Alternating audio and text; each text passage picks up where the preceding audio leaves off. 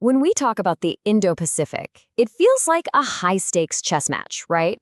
All eyes are glued on China, Taiwan, and of course, the United States. But what if I told you there's another player making a move so unexpected, it could flip the entire board? So here's the big mystery we're going to unpack. It sounds completely backwards, doesn't it? Just as China is turning up the heat on Taiwan, India, one of its biggest rivals and a key partner for the US, seems to be backing away from the fight. So what on earth is going on here? To really get what's happening, you have to look at two things that are happening at the exact same time, but seem to totally contradict each other. On one side of the map, a huge conflict is brewing, and on the other, a really surprising move toward peace. Okay, so let's set the scene. Picture this. The date is December 29th, 2025. China has just kicked off something called Justice Mission 2025. It's a huge show of military force, and the message is loud, clear, and aimed right at Taiwan. And this is where it gets weird. While China is practicing a full-scale blockade of Taiwan, thousands of miles away in the Himalayas, India is doing the complete opposite.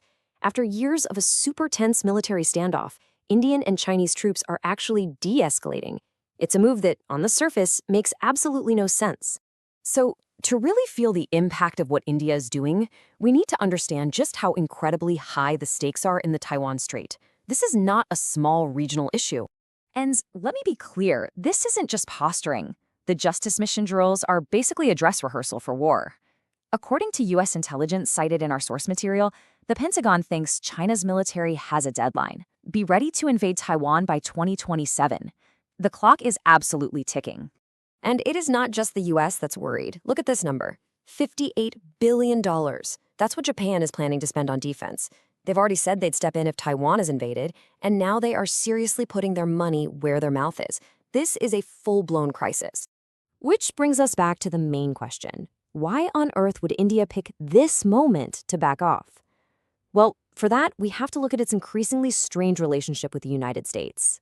You know, it wasn't that long ago that the US and India seemed like a sure thing.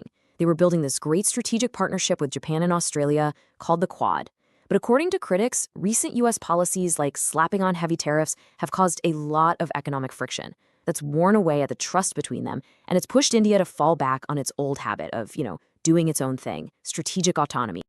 Okay, so we've covered the diplomacy, but what does this shift actually mean on the ground, for the military balance? This is where it gets really consequential. First, you got to understand this concept, a two-front war. It's basically a military planner's worst nightmare. Imagine having to fight two different enemies in two completely different directions at the same time. It splits your army, your supplies, your focus, everything. And for years, this was China's biggest strategic headache. So think about it like this. India's huge army on the Himalayan border was like an anchor, holding down a massive chunk of China's military, keeping them busy far away from the coast. But now, with this de-escalation, that anchor is gone. Those Chinese troops are suddenly free. And the result? China can now turn its full attention, its full military power toward Taiwan. India has, maybe unintentionally, just solved China's biggest strategic problem at the worst possible moment. And that brings us to the final and honestly the most fascinating part of this whole story. What is India's real plan here? What is the ultimate endgame? This quote from the analysis we're looking at really just says it all. India has made it pretty clear. It doesn't want to get sucked into a fight over Taiwan. It's almost certainly going to ignore any pressure from the US to stir up trouble on the border again. But don't mistake that for simple neutrality. Oh no, its strategy is way, way more ambitious than that. According to this analysis, India is playing the long game. What it actually wants is a long and messy war between the US and China. The thinking goes like this.